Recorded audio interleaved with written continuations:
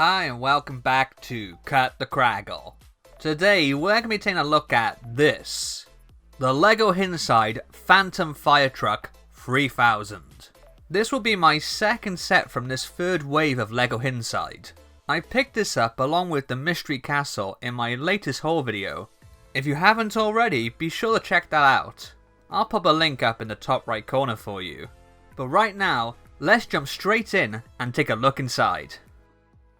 Oh, Craggle! Oh, Parker. Your beard is so big.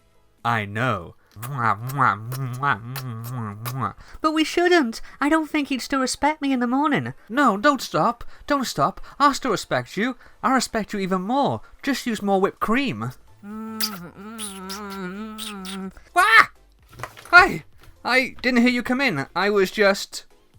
So, here it is, all built up. Previously, our heroes had used a souped-up yellow school bus to get around the haunted streets of Newbury. But in the recent season finale, JB had to sacrifice her sweet Sally by setting all the systems to overload and charging it straight into the evil Lady E. JB did seem to get over the death of her beloved ride rather quickly though. When some firefighters arrive, she rushes over to their fire truck the second their back is turned and proclaims that it will be the new Sweet Sally Jr. Isn't that technically theft? What happens if there is an actual fire now in Newbury?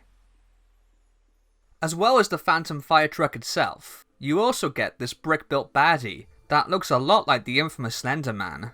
We'll look at them both in turn, but let's start off with the set's namesake, the Phantom Firetruck.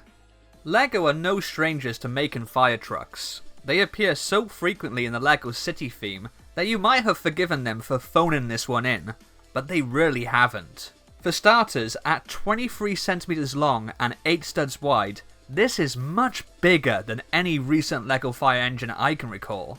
You have one of these familiar looking cannons fixed to the side, and this incorporates a spinning colour wheel so that you can scan the different colours in the app.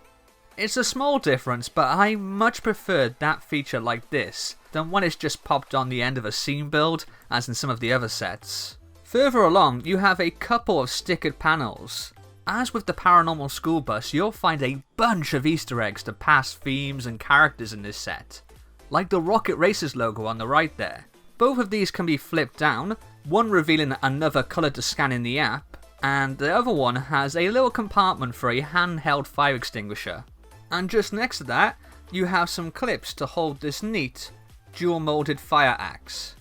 If we turn this round, you'll find it's fairly symmetrical, with pretty much more of the same.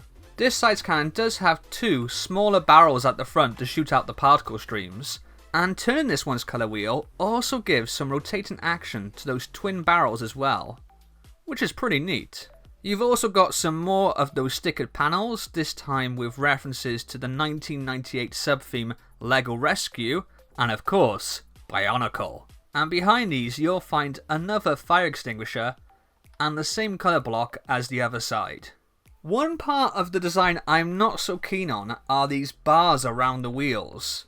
I just find them a bit too distracting, and they somehow make the truck appear a bit shorter than it actually is. For some reason, prior to building this, I thought they were going to be linked to some sort of hover or flight mode, but that turned out not to be the case.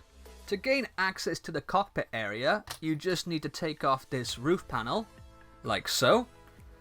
And inside, you can see as well as the driver and front passenger seats, there's also a desk at the back with a twin monitor setup.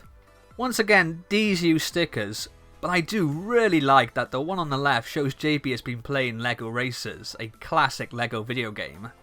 And then on the right, you have some thumbnails of the ghostly vlogs Jack has uploaded to YouTube.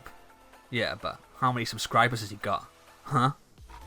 Of course, one of the key differences between this and a regular fire truck is this massive turret gun on the back end. This thing is absolutely ginormous. You can see, it even has space to seat 2 minifigures. These arm cannons are just ridiculously beefy, and they've also got a lot of articulation, so you can pose them in pretty much every direction. And the whole turret itself can also be rotated round as well. It even has a little up and down movement. But of course, this isn't just a turret. In fact, this whole back area can very easily be removed and then stood upright, instantly transforming it into a ghost-smashing mech. You know, like this, it kinda reminds me of Ed 209 from Robocop a little bit. Around the back, the mech isn't the most presentable due to the way this attaches to the back end of the Firetruck. You've got a lot of anti-stud showing, but there's not really any way around that. Articulation wise, the top half remains pretty much unchanged from when it was just a turret. Like most LEGO mechs, this thing doesn't have any knees, but it does at least have very pliant ankles, so you can pose this in a bunch of different fun ways. I don't know if it's just mine, but I will say the top half is prone to falling backwards at the hips, which because of the weight causes the whole thing to fall arse over head. You can also splay the legs apart a bit. In fact, you can have them right down to 90 degrees. So you can have the mech doing the splits, if you really wanted. As well as the Firetruck, you also get this interesting brick-built figure of the harbinger, Nehmaar Reem. And honestly, I feel this looks completely different to anything LEGO have ever produced before. There were those when this theme first launched that claimed Hidden Side was too scary for kids with its concept of characters getting possessed by ghosts. But to be honest, I always thought that was nothing, more often than not played for laughs in both the show and comic. But this looks genuinely creepy. His elongated limbs extend out from a brick-built body almost like tendrils, using parts that have previously been used mostly for tails. It's a really effective and chilling design, but unfortunately not very structurally sound. It relies on this round plate at the bottom, because if you remove that and try to stand him up on his own, he's going to faceplant faster than a one-legged man trying to dance the can-can. Despite having to rely on that plate to stand, this does actually have a surprising amount of articulation, with his legs able to bend in lots of cool and disturbing ways. By far the most impressive aspect of this minifigure is the head. I really love how they've made his head to actually resemble a standard minifigure head, with that face design printed onto a round brick, and then a round 1x1 tile on top to represent a stud. That face print is beyond terrifying. At first glance, I thought this guy had his eyes closed, but in actual fact, those are his eyes. That is too freaky. This set comes with 5 minifigures. First up, we have Jack Davids, big hotshot YouTuber.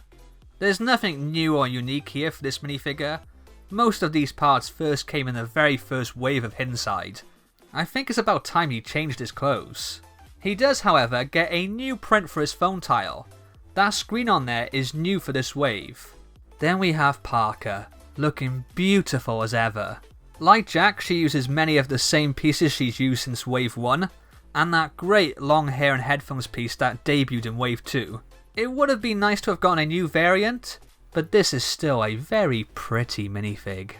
JB is identical in every single appearance she's been in. They did introduce this new face print for her in Wave 2, but come on, it's long overdue that we got a different costume for her. I also wish LEGO would make a version of that headpiece with her goggles down. Still, a great minifigure in its own right, but a little repetitive by this point. Next we have TeeVee. I guess it's debatable whether or not this is technically a minifigure, but hey, it uses minifig legs. TeeVee was a robotic character in the old LEGO theme Alpha Team. This figure seems like a modern updating of that one, although I'm not sure if it's meant to be the exact same character or just a homage to the previous TeeVee. He has some great printed metallic legs and then a snot brick with a printed 2x2 tile for his screen or face. Loving that cute smile. And he also comes with a second tile for a much more unimpressed expression. I actually think I love this one even more. Yeah, this is much more relatable. Lastly, we have a Shadow Walker. These are the new evil henchmen of the Harbinger. The printing on this is so intricate. I love all the details on that design for his armour that covers both his torso and legs. He also has this blade weapon in gunmetal grey. It's crazy to think they're still using this piece that originally was made for the Uruk-hai from Lord of the Rings. I think this is the only time one of these Shadow Walkers comes with a hood piece, and under that you have this trans black head with some glowing blue eyes printed on there. Overall, I think this is a brilliant set. Obvious comparisons are going to be made between this and the Paranormal Intercept bus, but besides them both being the main character's primary mode of transport, the two sets really aren't that similar. Kinda like comparing apples to hand grenades. The Firetruck is a great build. I love how simple it is to transform the back part of the truck into its mech form.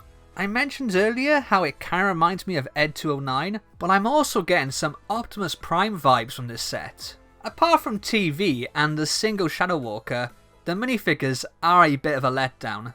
Sorry babe. But I do really like that TeeVee figure. The giant buildable figure of Nehmaar Reem is also really unique. It's gotten me super excited to see how he plays out in the story, and exactly how our heroes will be able to defeat him. All in all, this set is a great triumph for LEGO Inside. What do you think of the LEGO Inside Phantom Firetruck 3000? Let me know in the comments below. Don't forget to like, and if you haven't already, be a hero and hit that subscribe button. I'll see you next time. Laters.